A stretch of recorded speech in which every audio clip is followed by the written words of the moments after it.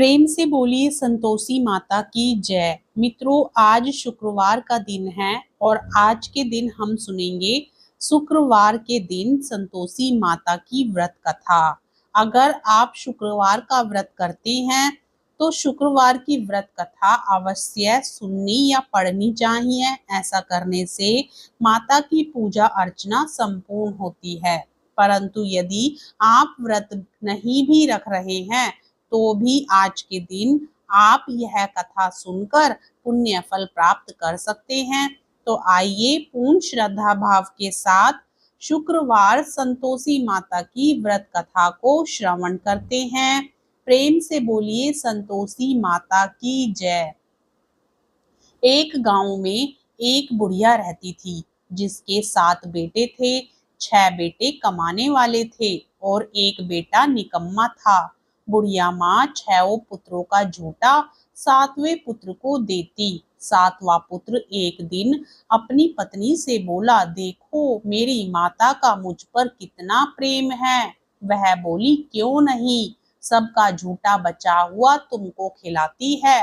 वह बोला, जब तक आंखों से ना देख लूं मान नहीं सकता। पत्नी ने हंसकर कहा, देख लोगे तब तो मानोगे। कुछ दिन बाद एक बड़ा त्योहार आया। घर में 7 प्रकार के भोजन और चूरमा के लड्डू बने। वह पत्नी की बात को जांचने के लिए सिर दर्द का बहाना बनाकर पतला कपड़ा सिर पर ओढ़कर रसोई घर में जाकर सो गया और कपड़े में से सब देखता रहा। 6 भाई भोजन करने आए। उसने देखा माँ ने उनके लिए सुंदर सुंदर आसन बिछाए, 7 प्रकार की रसोई परोसी और आग्रह कर करके उन्हें भोजन कराती रही। वह देखता रहा। 6 भाई भोजन कर उठ गए। तब माँ ने उनकी 5 थालियों में से लड्डुओं के टुकड़ों को उठाया और एक लड्डू बनाया। जूठन साफ कर माँ ने उसे पुकारा, उठ बेटा उठ, तेरे भाइयों ने भोजन कर लिया, तू भी उठकर भोजन कर ले। उसने कहा, माँ मुझे भोजन नहीं करना, मैं परदेश जा रहा हूँ। माता ने कहा, कल जाना हो तो आज ही जा। वह बोला, हाँ हाँ जा रहा हूँ। यह कहकर वह घर से निकल गया। चलते समय उसे पत्नी की याद आई। वह गौशाला में कंडे थाप रही थी। वहां जाकर वह बोला, मेरे पास तो कुछ नहीं है, यह अंगूठी है, सो ले लो और अपनी कोई निशानी मुझे दे दो। वह बोली, मेरे पास क्या है, यह गोबर भरा हाथ है।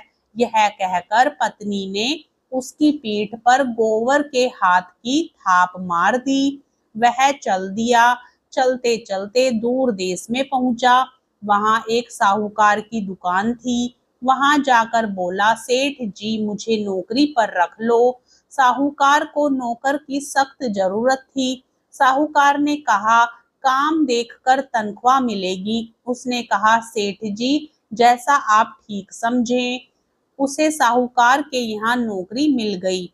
वह वहां दिन रात काम करने लगा। कुछ दिन में दुकान का लेन देन, हिसाब किताब, ग्राहकों को माल बेचना, सारा काम करने लगा। साहूकार के 7-8 नौकर थे। वे सब चक्कर खाने लगे। लेकिन उसने अपनी लगन, परिश्रम और ईमानदारी से सभी को पीछे छोड़ दिया। उसे अपने किए का फल मिला। सेठ ने भी उसका काम देखा और 3 महीने में ही उसे मुनाफे में साझीदार बना लिया। परिश्रम करते करते 12 वर्ष में ही वह नगर का नामी सेठ बन गया और सेठ अपना सारा कारोबार उस पर छोड़कर बाहर चला गया। इधर उसकी पत्नी पर क्या बीती वह सुने। सास ससुर उसे दुख देने लगे। गृहस्थी का काम करवाकर उसे लकड़ी लेने जंगल में भेजते। इस बीच घर की रोटियों के आटे से जो भूसी निकलती उसकी रोटी बनाकर रख दी जाती और फूटे नारियल की नरेली में पानी दिया जाता। इस तरह दिन बीतते रहे। एक दिन वह जब जंगल में लकड़ी लेने जा रही थी तब उसे रास्ते में बहुत सी स्त्रियां संतोषी माता का व्रत करती दिखाई दी। वह वहां खड़ी होकर पूछने लगी, बहनों, तुम यह किस देवता का व्रत करती हो और इसके करने से क्या फल होता है? इस व्रत के करने की क्या विधि है? यदि तुम अपने इस व्रत का विधान मुझे समझाकर कहोगी तो मैं तुम्हारा बड़ा एहसान मानूंगी। उनमें से एक स्त्री बोली, सुनो, यह संतोषी माता का व्रत है।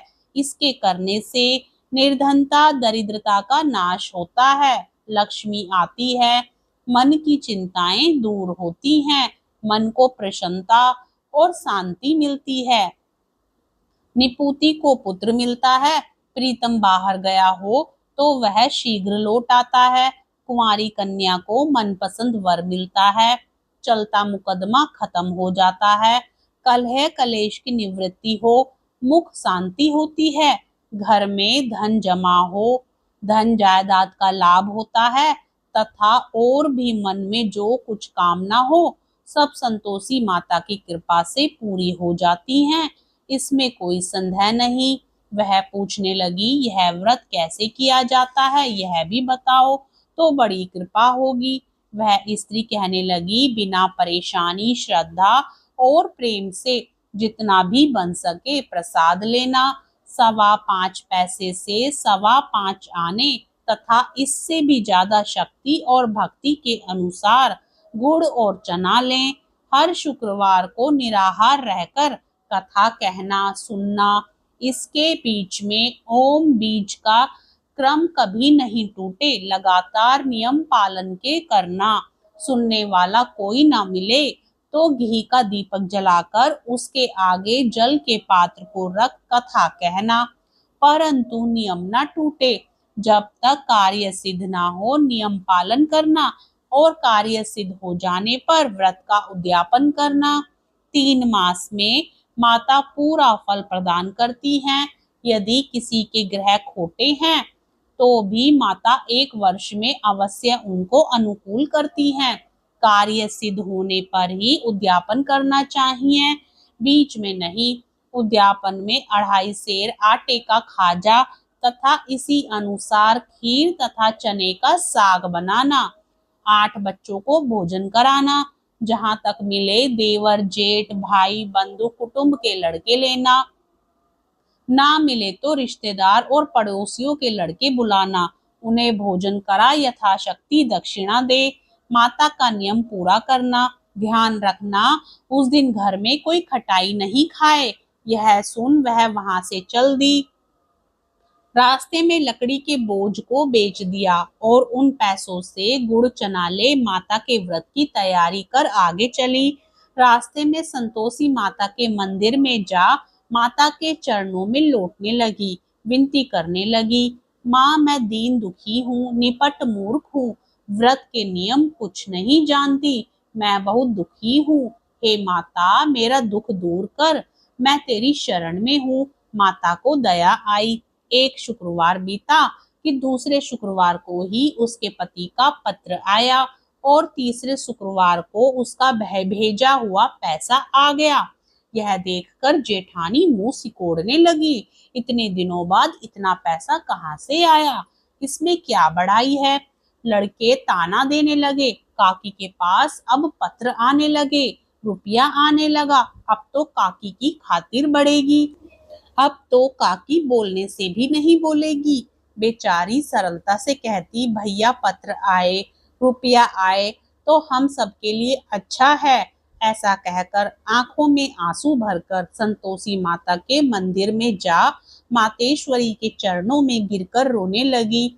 माँ मैंने तुमसे पैसा नहीं मांगा, मुझे पैसे से क्या काम, मुझे तो अपने सुहाग से काम है, मैं तो अपने स्वामी के दर्शन और सेवा मांगती। तब माता ने प्रसन्न होकर कहा, जा बेटी तेरा स्वामी जल्दी ही आएगा।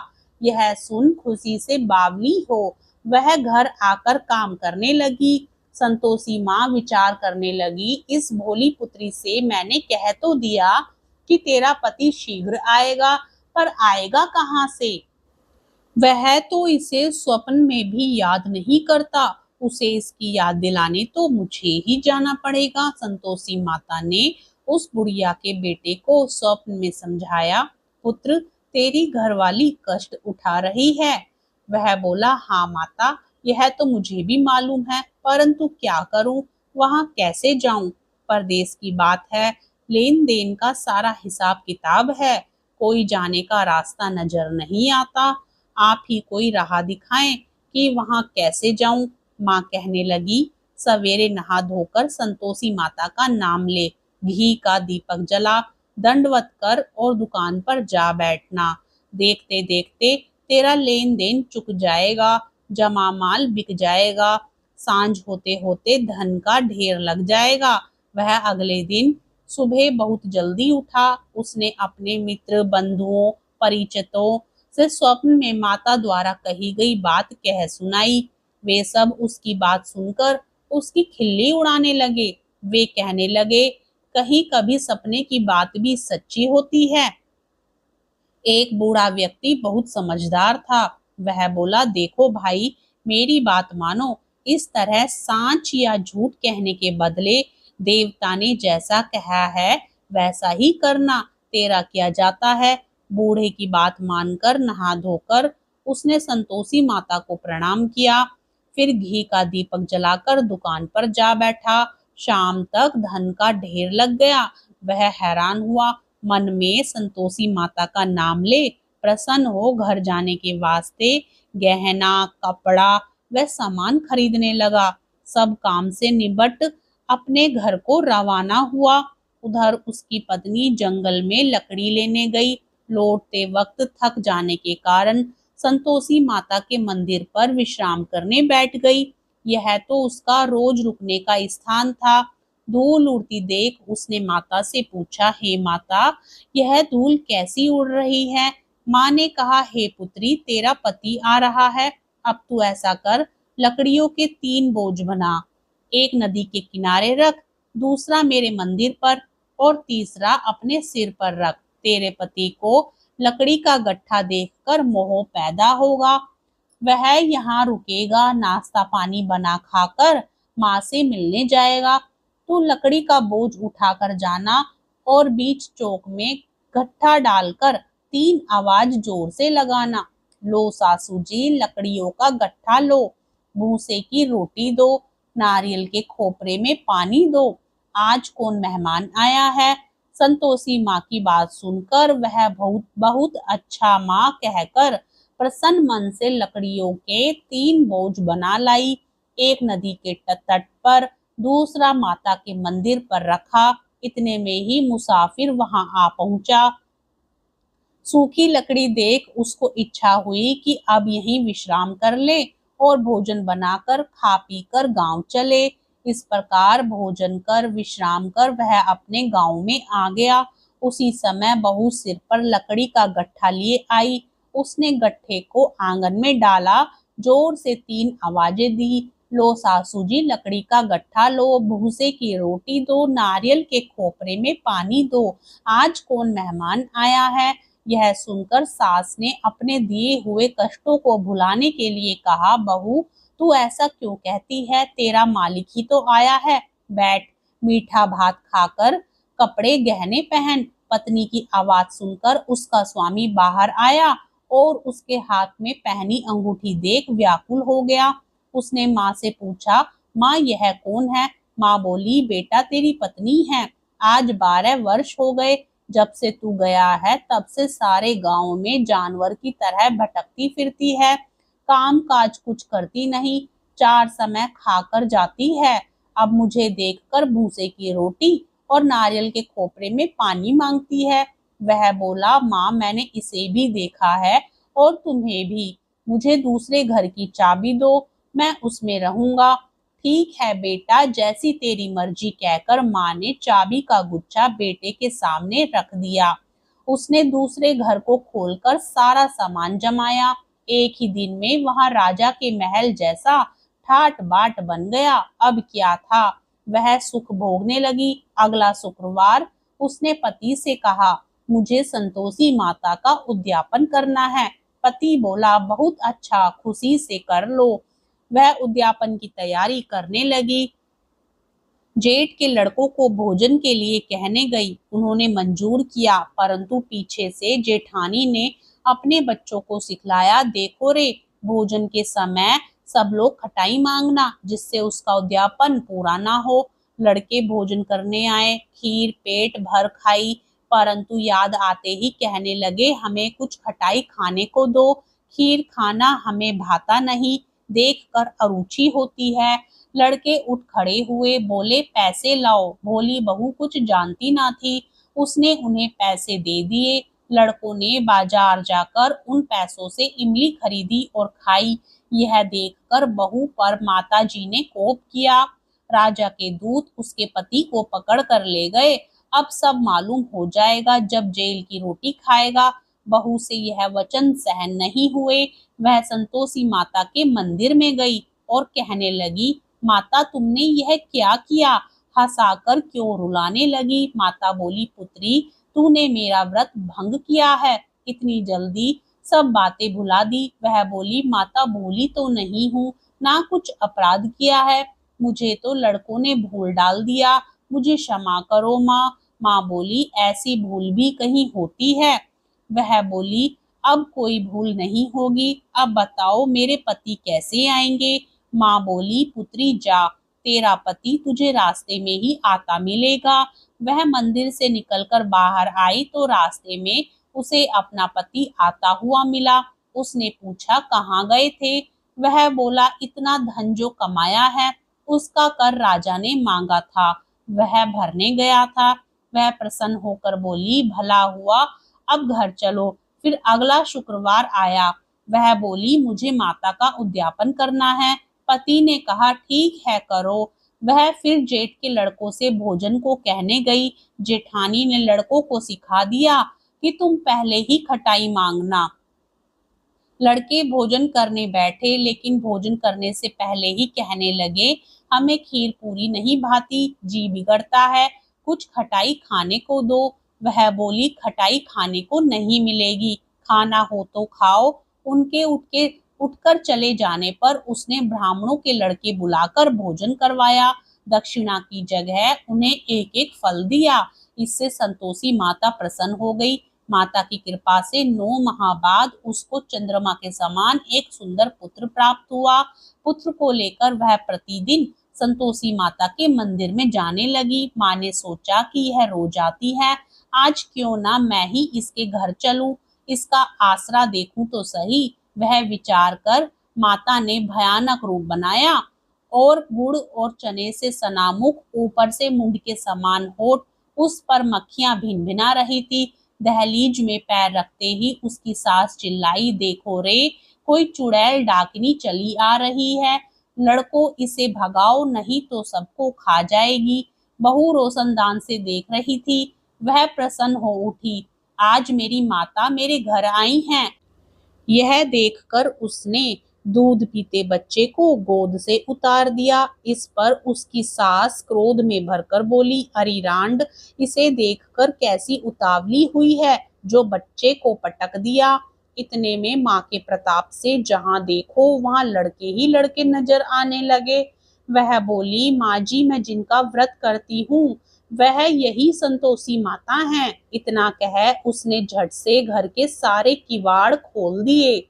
सबने माता के चरण पकड़ लिए और विनती करके कहने लगे, हे माता, हम मूर्ख हैं, अज्ञानी हैं, तुम्हारे व्रत की विधि हम नहीं जानते, तुम्हारा व्रत भंग कर हमने बड़ा ही अपराध किया है। हे माता, आप हमारे अपराधों को क्षमा करो। इस प्रकार बार बार कहने पर संतोषी माता प्रसन्न हुई। इसके बाद उसकी सास कहने लगी, हे संतोषी माता, आपने बहू को जैसा फल दिया वैसा सबको देना, जो यह कथा सुने या पढ़े उसका मनोरथ पूर्ण करना। प्रेम से बोलिए, संतोषी माता की जय।